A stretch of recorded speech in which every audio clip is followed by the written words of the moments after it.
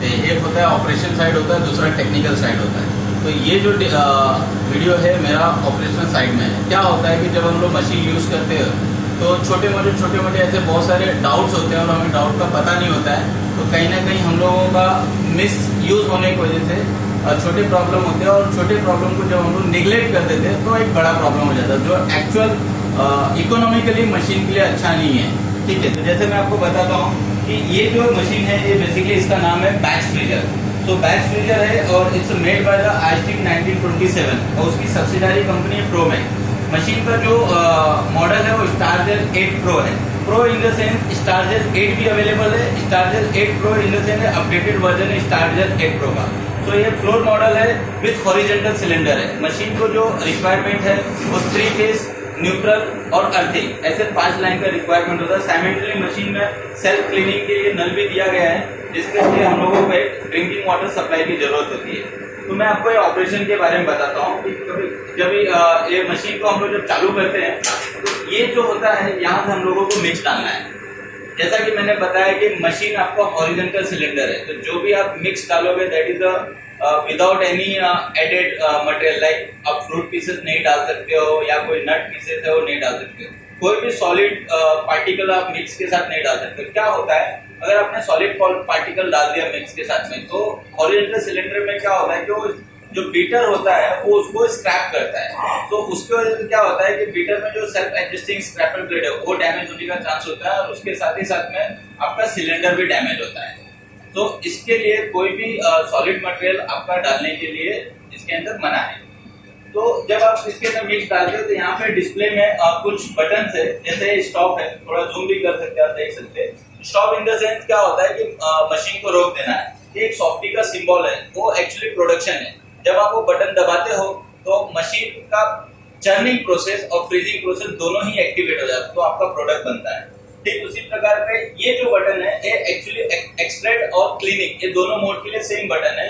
तो मशीन के अंदर 2 स्पीड है, जो बीटर का 2 स्पीड है, एक लो स्पीड है और एक हाई स्पीड है। तो जब आप प्रोडक्शन के लिए चलाते हो तब आपका मशीन जो है वो लो स्पीड या जिसको स्टैंडर्ड स्पीड बोल सकते हो वो स्पीड में चलता है। लेकिन जब आपका प्रोडक्ट रेडी हो जाता है तो आपको उसको निकालना रहता है इमीडिएटली, अदरवाइज क्या होता है स्टार्ट टू मेल्टिंग। तो उस टाइम पे आप जब एक क्लीनिंग या एक्सट्रैक्शन का बटन जब दबाते हो तो आपका बीटर मोटर थोड़ा हाई स्पीड में घूमता है, साइमल्टेनियसली आपका फ्रीजिंग बंद हो जाता है। तो फ्रीजिंग बंद होने की वजह से क्या होता है कि जो सिलेंडर का जो एज होता है वहां पे स्क्रैपर की वजह से, स्क्रैपिंग की वजह से क्या होता है थोड़ा हीट जनरेट होता है, और आपका जो मटेरियल होता है जो सिलेंडर को टच होता है वो लूज होकर इमीडिएटली फास्ट मूवमेंट में बाहर निकलने लगता है। ये हो गया।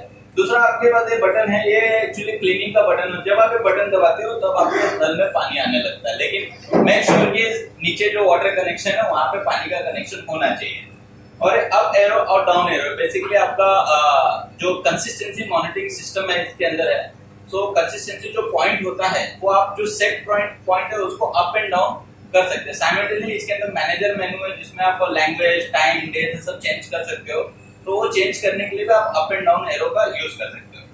अब मैं आपको इसके सिलेंडर के बारे में बताता हूँ। तो ये जैसा कि आप देख रहे हैं कि डोर लॉक है, ये डोर ओपन हो गया और ये डोर को मैंने ओपन कर दिया। यहाँ पे सिलेंडर है, हॉरिजॉन्टल सिलेंडर, इसके अंदर बीटर है। अब होता क्या है कि जब अपना प्रोडक्शन हो जाता है, जब हमें एंड ऑफ द डे जब क्लीनिंग करना रहता है या जब रेसिपी हम लोग प्रोडक्ट बदल देते हैं और जब क्लीनिंग करना रहता है तो क्या होता है कि बहुत लोग क्या करते हैं वो एक हाथ से निकालते हैं बीटर। तो आपको कभी भी एक हाथ से बीटर निकालना नहीं है। उसके पीछे का रीजन मैं बताता हूँ। कभी भी आप दोनों हाथों से बीटर निकालिए, एक हाथ नीचे और दूसरा हाथ बीच में। तो उसके पीछे का रीजन है ये जो बीटर के पीछे जो शाफ्ट है, ये शाफ्ट कभी भी सिलेंडर को टच नहीं होना चाहिए। अगर ये टच होगा तो आप बोलोगे कि होगा क्या, होगा कुछ नहीं है, एक माइनर डेंट आ जाएगा।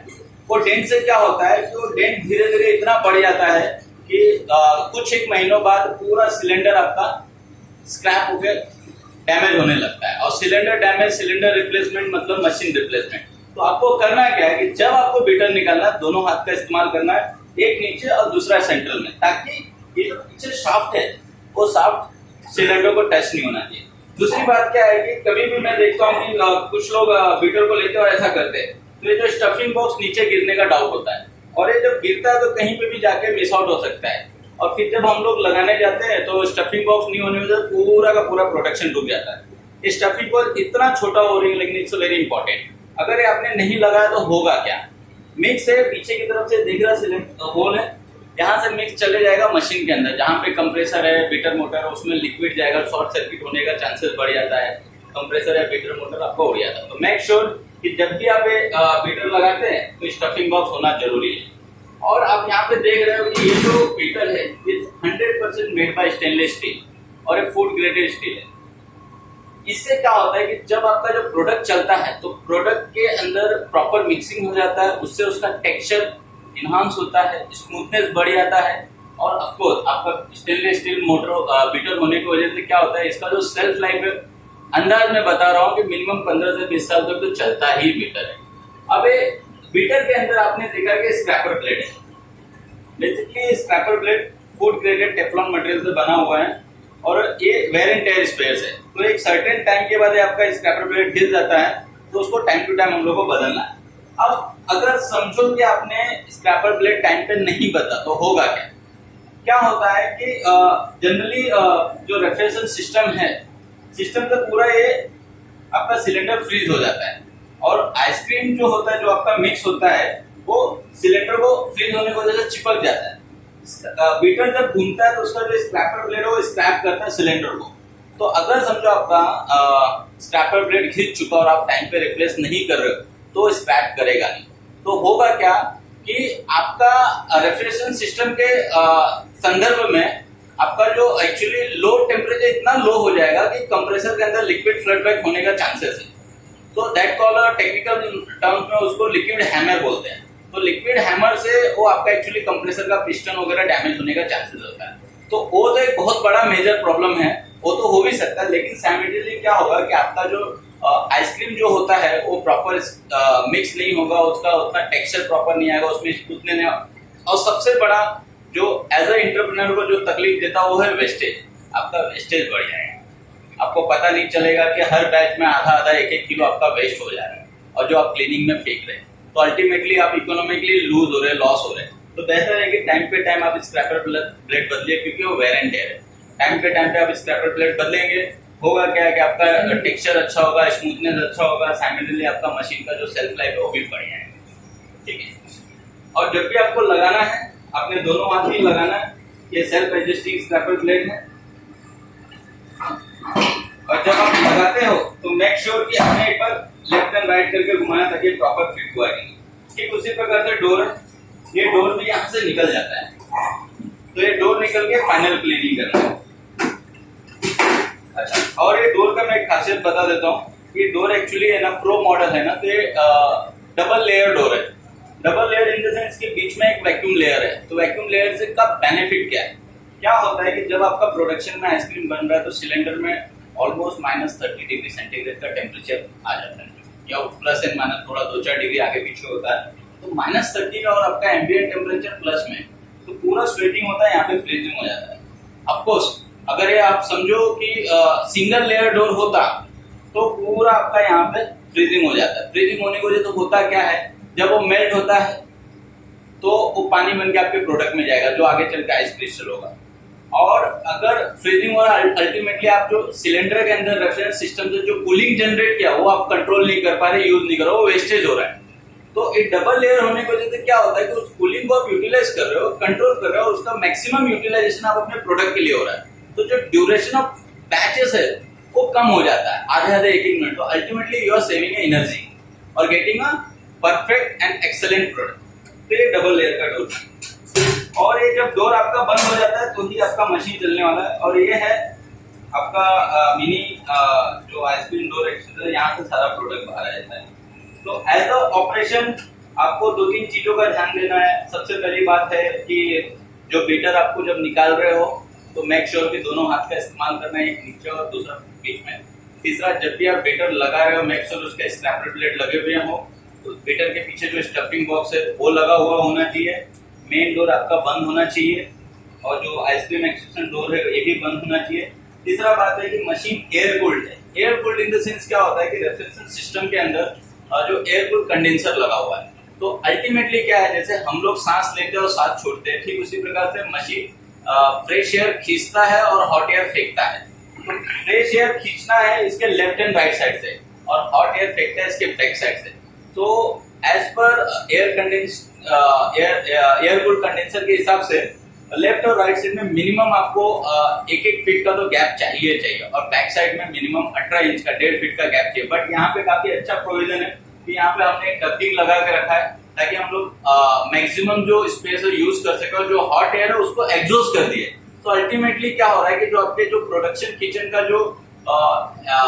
जो हीट लोड है वो रिड्यूस हो जाएगा और आपके एयर कंडीशनिंग के ऊपर ज्यादा लोड नहीं आ रहा है। आप विजुअलाइज करोगे अगर पूरा हॉट एयर यही जनरेट होता तो ये जो किचन है पूरी तरह से भट्टी बच जाता और जिसके अंदर एज अ मशीन तो छोड़ दीजिए एज अ ह्यूमन बीइंग भी कंफर्टेबली काम नहीं कर रहा था। तो मेक श्योर कि जब भी आपका एयर कूल्ड हो तो इस प्रकार से आप डक्टिंग लगाइए ताकि हॉट एयर जो है एग्जॉस्ट हो जाए और किचन का टेम्परेचर मेंटेन रहे। तो ये पूरा मैंने स्टारजेल 8 प्रो जो basically vertical floor model batch freezer है और इसका एक मैंने ऑपरेशनली क्या हम लोग एज ऑपरेट कर देते हैं, क्या क्या हम लोग प्रिकॉशन कर सकते हैं, क्या क्या सावधानी बरत सकते हैं, क्या चीज हम लोग कैसे बीटर निकालना है, क्या चीजें कैसे रिप्लेस करनी है, वो सारा चीज बता दिया। एक जो सबसे इम्पोर्टेंट है वो है क्लीनिंग। जैसे हम लोग खाना खाते हैं, खाने का बर्तन हमेशा साफ सुथरा होता है, उसी प्रकार से मशीन में हम खाना बनाते हैं, खाने की चीजें बनाते हैं, वो मेक श्योर हमेशा साफ सुथरा होना चाहिए।